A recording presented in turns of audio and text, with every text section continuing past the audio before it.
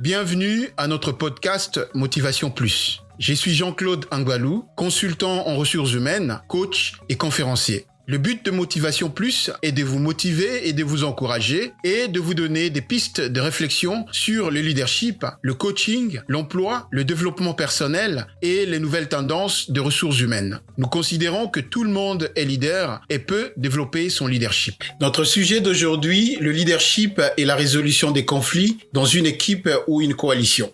Les conflits font partie intégrante de la vie des équipes ou d'une coalition. C'est inévitable parce que les équipes sont composées de personnes venant de différents endroits et cultures et il n'y a pas deux personnes identiques au monde. Chacun apporte avec lui ses objectifs et ses différentes manières de voir les choses. Alors, au sein d'une équipe ou d'une coalition, il est tout à fait normal qu'il y ait des différences. Lorsque les gens se mettent ensemble pour former une équipe ou une coalition, il est tout à fait normal qu'il y aura des différences, mais seulement quand ces différences apparaissent, les gens peuvent se sentir menacés. En ce moment-là, le conflit émerge. Et il est intéressant de savoir que ces mêmes différences ou ces mêmes conflits peuvent apporter des stimulations et des créativités ou alors engendrer des stress et des frustrations. Dans ce podcast, nous allons aborder l'origine du conflit au sein d'une équipe ou une coalition et explorer les possibilités de résolution à ces conflits. Alors avant de commencer, nous allons d'abord définir qu'est-ce qu'une équipe, qu'est-ce qu'une coalition.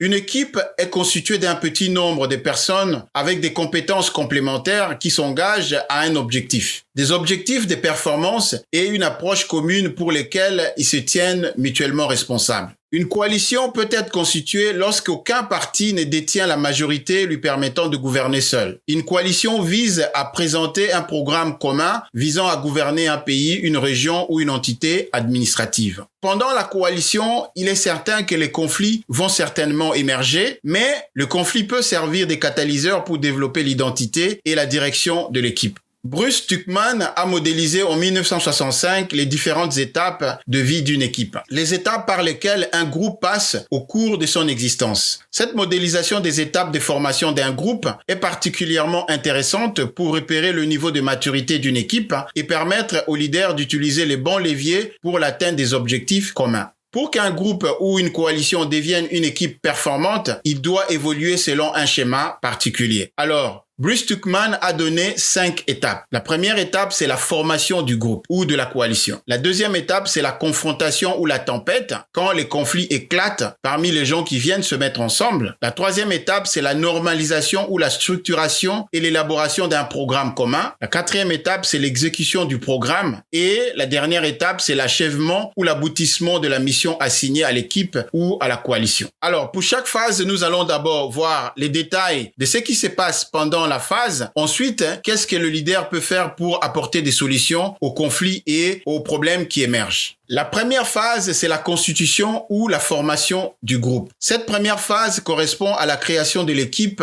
à proprement parler. Les membres du groupe se rencontrent, apprennent à se connaître, se positionnent les uns par rapport aux autres et découvrent la légitimité de chacun. Pendant cette phase de formation, les membres sont généralement enthousiastes à l'idée de travailler ensemble, mais en même temps, ils sont dans l'expectative parce qu'ils sont forcés de changer certaines habitudes ou certaines routines. Pour l'instant, les nouveaux équipiers évitent d'exprimer leurs opinions afin d'éviter des conflits. Bien que cette prudence empêche le groupe de s'accomplir, ce n'est pas une mauvaise chose dans un premier temps. Il est préférable de chercher à mieux se connaître et développer une vision commune. Alors, dans cette phase de formation, quel est le rôle du leader? Le leader a un rôle décisif dans la mise en place d'une dynamique de groupe. Il s'agit de fédérer des personnalités parfois très différentes en s'inspirant des techniques de team building. Le leader a un impact déterminant sur la cohésion de l'équipe dès sa création. Il lui appartient de créer un climat de confiance le plus tôt que possible. Il faut ici s'attendre à recevoir beaucoup de questions de la part des membres sur les objectifs et les modalités de coopération avec les coéquipiers. C'est au leader d'y répondre patiemment et diligemment. Ici, le cheminement vers la construction d'une équipe performante ne fait que commencer. La deuxième phase ou la phase des tensions ou ce qu'on appelle la tempête. Ici, c'est la confrontation des uns aux autres. Cette deuxième phase correspond à la confrontation des opinions de chacun.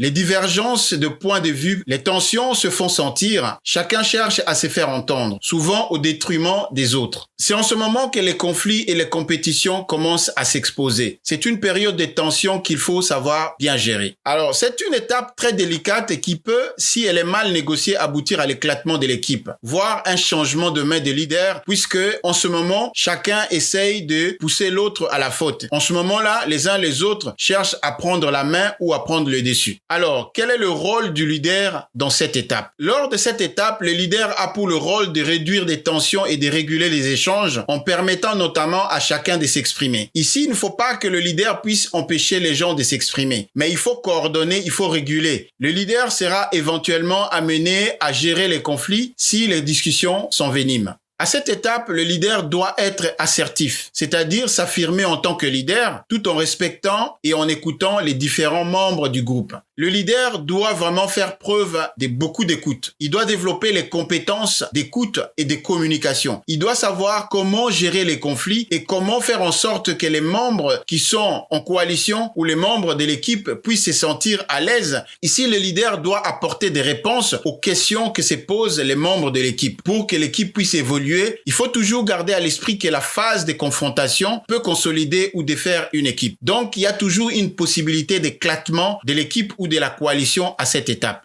La troisième phase, la normalisation ou la structuration de l'équipe et l'élaboration du programme commun. Ici, à cette étape, les gens ont décidé de travailler ensemble. Cette étape correspond à la structuration de l'équipe avec la mise en place des règles et de programmes de fonctionnement qui seront acceptés par tous. En ce moment, la recherche d'un consensus autour d'un certain nombre de principes permet de recadrer le travail du groupe. Ici, on fait appel vraiment à un consensus, que les gens puissent se regarder et travailler ensemble. Pendant cette phase de normalisation, les membres commencent à accepter le décalage entre leurs attentes et la réalité. Quand nous venons dans une coalition ou dans une équipe, nous avons des attentes qui divergent. Après la confrontation, nous pouvons comprendre qu'à un moment donné, il faut commencer à arriver à un consensus. Et certaines personnes peuvent abandonner ce qu'ils avaient considéré comme étant des acquis ou des atouts et faire en sorte que l'équipe puisse venir ensemble et former un programme commun, former des règles qui vont régir au sein du groupe. C'est à ce moment-là que les idées et les sentiments réels sont exprimés. Ici, les opinions et les critiques constructives sont acceptés sans réserve. Chacun doit commencer à se sentir comme un membre à part entière de l'équipe ou de la coalition. Nous ne sommes plus des gens qui viennent des entités différentes, mais nous sommes ici unis pour arriver à atteindre un objectif commun. Alors en ce moment-là, chacun va faire en sorte qu'il va apporter un plus pour que la coalition puisse réussir, pour que l'équipe puisse atteindre ses objectifs définis. Et les membres doivent tirer profit de cette atmosphère positive qui émerge. Tout le monde doit mettre de l'eau dans son vin et doit faire un effort pour résoudre les problèmes et parvenir à l'harmonie du groupe ou de la coalition. Alors en ce moment, plus question de s'identifier comme venant de tel ou tel groupe. Vous formez maintenant une équipe et vous devez travailler ensemble pour l'atteinte des objectifs communs pour le bien de tous. Les règles de collaboration doivent être respectées par tous et appliquées à tous. Désormais, on se concentre sur les pratiques et les tâches. C'est donc le moment idéal pour évaluer les performances de l'équipe et la capacité de l'équipe à atteindre des objectifs fixés dans le délai. Il ne faut pas oublier que la durée de vie d'une équipe ou d'une coalition est limitée dans le temps. C'est le temps de l'accomplissement d'une mission. Quel est le rôle du leader dans cette étape? Le leader a désormais pour rôle de permettre au groupe de trouver un consensus autour d'un cadre commun du travail. Et c'est dans ce cadre qu'il sera possible de travailler efficacement et avoir de performances pour atteindre des objectifs fixés. Quatrième phase, c'est l'exécution du programme. Ici, vous travaillez ensemble. Cette phase correspond au travail effectif du groupe sur les bases des fonctionnements qui ont été mis en place lors de la phase précédente. L'équipe est désormais efficace. Elle coopère pour atteindre les objectifs du groupe. C'est l'aboutissement. Vous avez formé une équipe et une coalition performante qui est compétente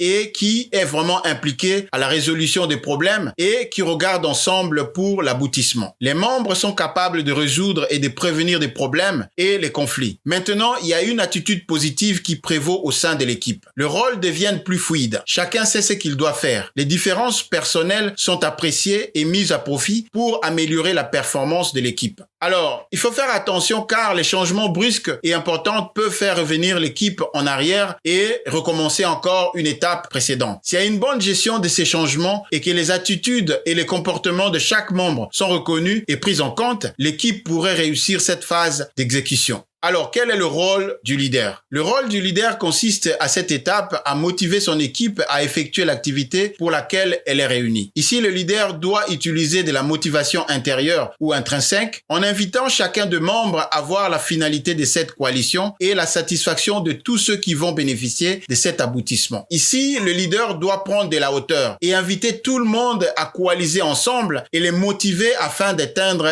les objectifs communs. La dernière, c'est la phase de l'aboutissement et de la dissolution. Cette phase correspond à la fin de la mission de la coalition ou du groupe. Lorsque le délai expire et que les objectifs qui ont amené à sa création ont été atteints. C'est bien sûr la fin et le temps de célébration et de renouvellement des alliances. Mais c'est aussi ici l'occasion du départ de certains membres de l'équipe qui vont plus trouver leur place pour une continuité. Alors cette étape se caractérise par une forte charge émotionnelle pour le membre de l'équipe et peut se dérouler de deux manières ou de deux façons. Les membres sont satisfaits de l'aboutissement et envisagent une possibilité d'une coalition future ou c'est la rupture et le deuil. Les membres estiment qu'une continuité n'est plus possible compte tenu des différences et les objectifs à venir qui divergent. Alors, quel est le rôle du leader? Il appartient au leader de reconnaître le travail effectué par le membre du groupe et de valoriser l'apport de chacun à atteindre les objectifs. En ce moment, il faut renégocier maintenant puisque nous sommes à la case des départs. Les leaders doivent se mettre ensemble pour envisager s'ils vont cheminer ensemble ou alors reconfigurer maintenant pour former une coalition différente ou une équipe différente. En conclusion, la gestion des conflits au sein d'une équipe est une compétence. Il faut reconnaître que les équipes sont inévitablement confrontées à des conflits, sauf s'il peut être résolu efficacement, l'équipe perdra beaucoup de temps et d'énergie tournant en rond et